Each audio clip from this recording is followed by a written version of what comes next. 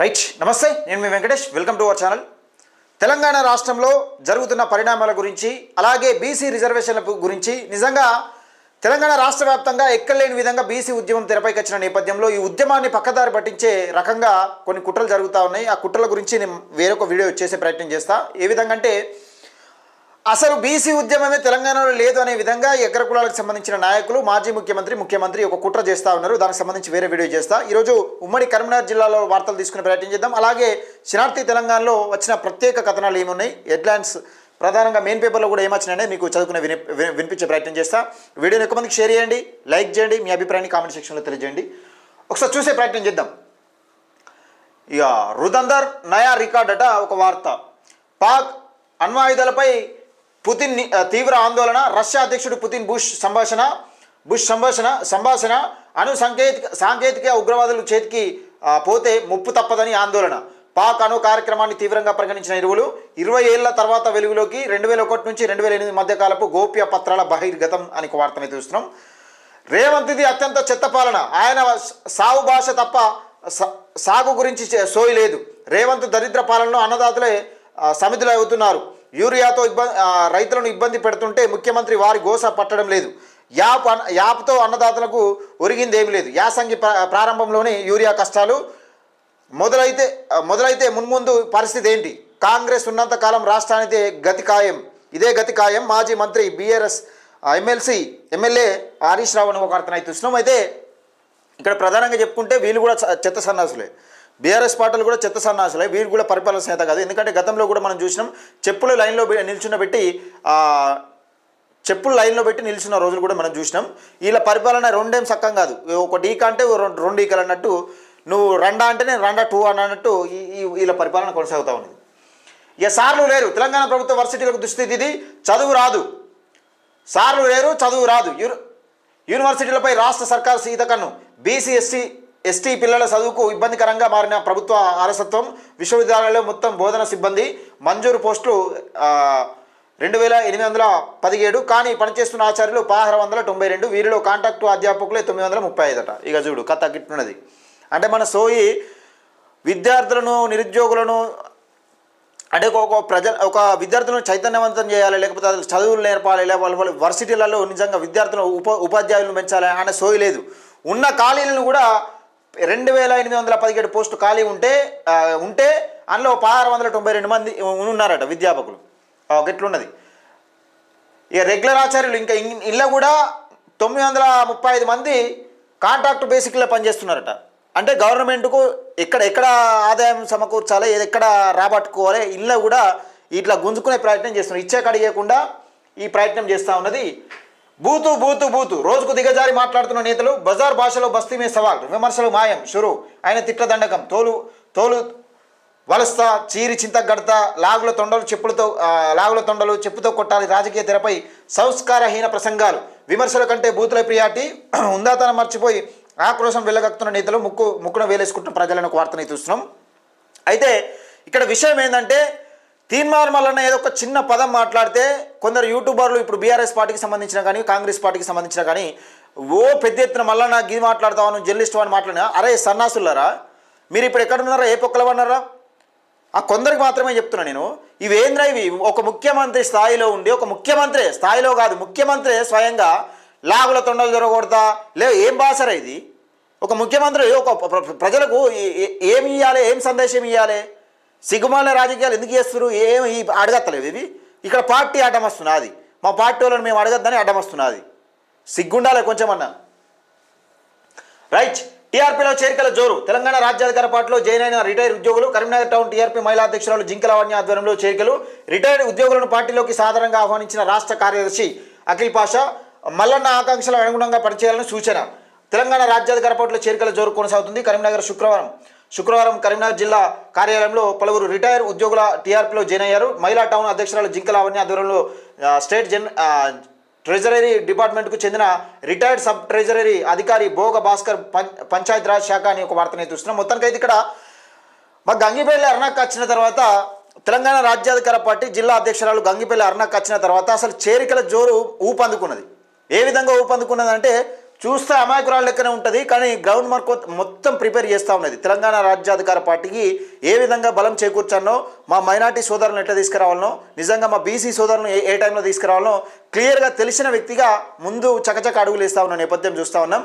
తెలంగాణ రాజ్యాధికార పార్టీ కరీంనగర్లో మొట్టమొదటిసారిగా నిజంగా ఎక్కడ లేని ఎన్ని జిల్లాలు ఉన్నా కానీ ఆ అన్ని జిల్లాలలో ముఖ్యంగా ఒక కీలకంగా పాత్ర పోషిస్తుందంటే ఈరోజు గంగిపల్లి అరుణక్కతోని నిజంగా చాలా కీలకంగా ఒక వ్యవహరిస్తుందనే నేపథ్యం చూస్తాను. పబ్లిక్ కూడా తెలంగాణ రాజ్యాధికార పార్టీలో నాకు కూడా చాలామంది అరే కరీంనగర్ నుంచి చాలామంది జాయిన్ అవుతున్నారంటే అది జిల్లా అధ్యక్షురాలు ప్రతిభ. నిజంగా అందరు సమష్టితోని కూడుకున్న నేపథ్యం చూస్తూ ఉన్నాం.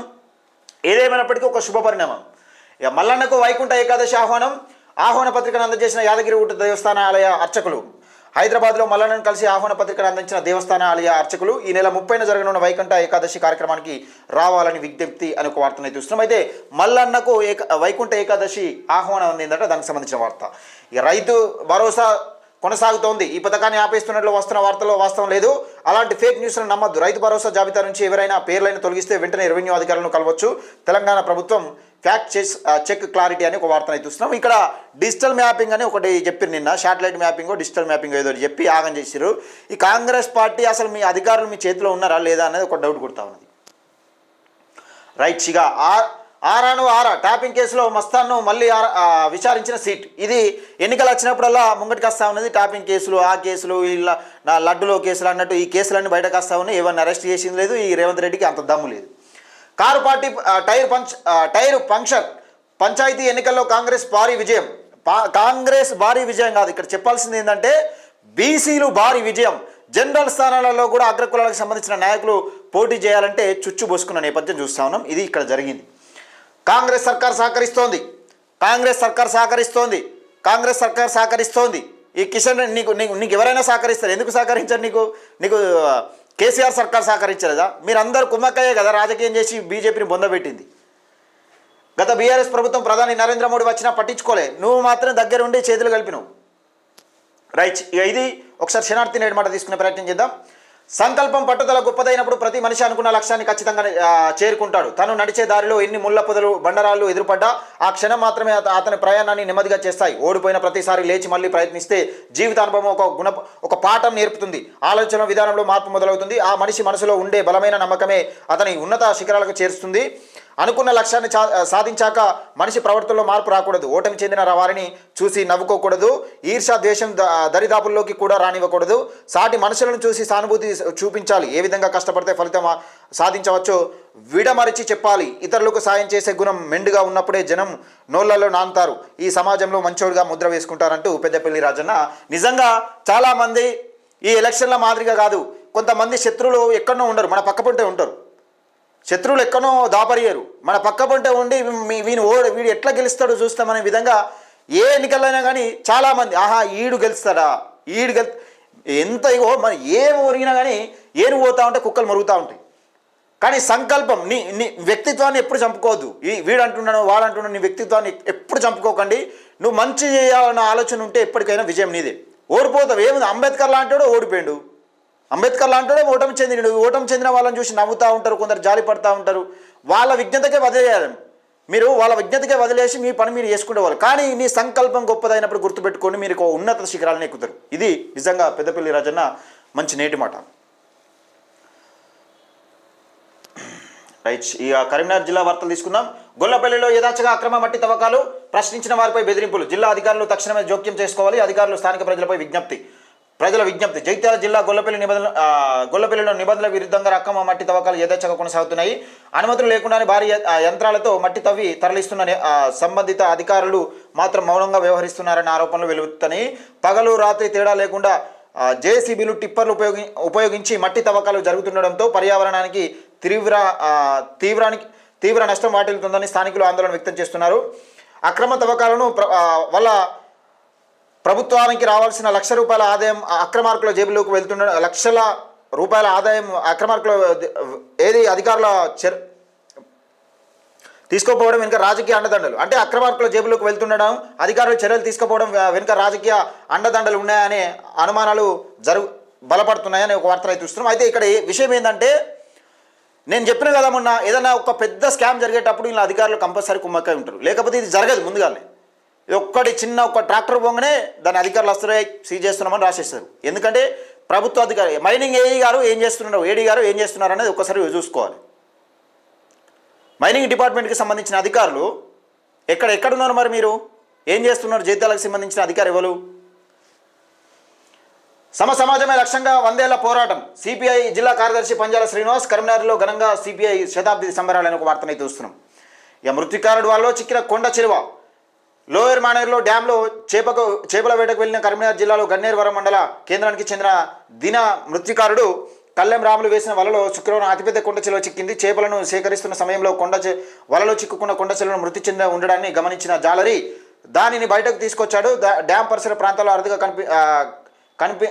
కనిపించేంత పెద్ద కొండ చిలువల వలలో చిక్కడం స్థానికంగా చర్చనీయాంశంగా మారింది. కొండ చిలువను చూసి ప్రజలు ఆశ్చర్యానికి గురయ్యారని ఒక వార్తను చూస్తున్నాం. అడవి శ్రీరాంపూర్లో గర్భిణి ఆత్మహత్య. అత్తింటి వేధింపులకే కారణం. సిగ్గుండాలి కొంచెం అన్న. ఇట్లా గర్భిణీ స్త్రీని ఈ వేధింపులకు గురి చేయడానికి సిగ్గు చేయడం కొంచెం అని ఉండాలి. 2029లో కాంగ్రెస్ రాజకీయ సమాధి. కేసీఆర్ను అవమానిస్తే ఊరుకునేది లేదు. పాలమూరు రైతు బంధు వైఫల్యాన్ని ఘాటు విమర్శలు. విలేకరులతో మాజీ ఎమ్మెల్యే శుంకె రవిశంకర్, చొప్పదండి మాజీ ఎమ్మెల్యే శుంకె రవిశంకర్ గారు చెప్తా ఉన్నమాట. విద్యార్థుల్లో శాస్త్రీయ దృక్పథం పెంపొందించాలి. కరీంనగర్ జిల్లా కలెక్టర్ ప్రమేల సత్పతి. విద్యార్థులు మూఢనమ్మకాలకు దూరంగా ఉండి ప్రతి అంశాన్ని శాస్త్రీయంగా దృక్పథంతో ఆలోచించాలని జిల్లా కలెక్టర్ ప్రమేల సత్పతి అన్నారు అని ఒక వార్తను చూస్తున్నాం. అయితే మూఢనమ్మకాలను నిజంగా నమ్మద్దు. ఇది కరీంనగర్ జిల్లాలోని ఉమ్మడి కరీంనగర్ జిల్లా అలాగే శనార్థి తెలంగాణలో మెయిన్ పేపర్లో వచ్చిన వార్త. ఏదేమైనప్పటికీ తెలంగాణ రాష్ట్ర రాజకీయాల్లో ఒక మార్పు రాబోతూ ఉంది. యువత పెద్ద ఎత్తున ఒక సర్పంచ్ ఎన్నికలలో పోటీ చేసి భారీ విజయం సాధించారు. ఏదేమైనప్పటికీ ఒక శుభ పరిణామం. కానీ సర్పంచ్లు మాత్రం అధైర్యపడద్దు.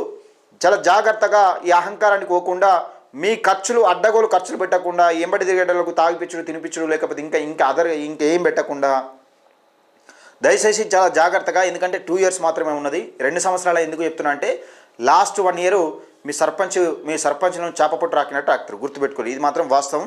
మీరు ఏమన్నారంటే మీరు ఈ మాట రికార్డ్ చేసుకొని పెట్టుకోండి. ఇది ఆల్రెడీ రికార్డెడ్ కాబట్టి సర్పంచ్లకు కాంగ్రెస్ పార్టీ ఓన్లీ పార్టీ అధికారంలో తీసుకురావడం, బీఆర్ఎస్ పార్టీ ఎట్లయితే అధికారంలో తీసుకురావడం కోసం వాడుకున్నదో మిమ్మల్ని కూడా అదే వాడుకునే రీతిలో ఉన్నది. దయచేసి ఇది ఉమ్మడి కరీంనగర్ జిల్లా వార్తలు, తెలంగాణ రాష్ట్రంలో జరుగుతున్న వార్తలు. లైక్ చేయండి, షేర్ చేయండి, మీ అభిప్రాయాన్ని కామెంట్ సెక్షన్లో తెలియజేయండి.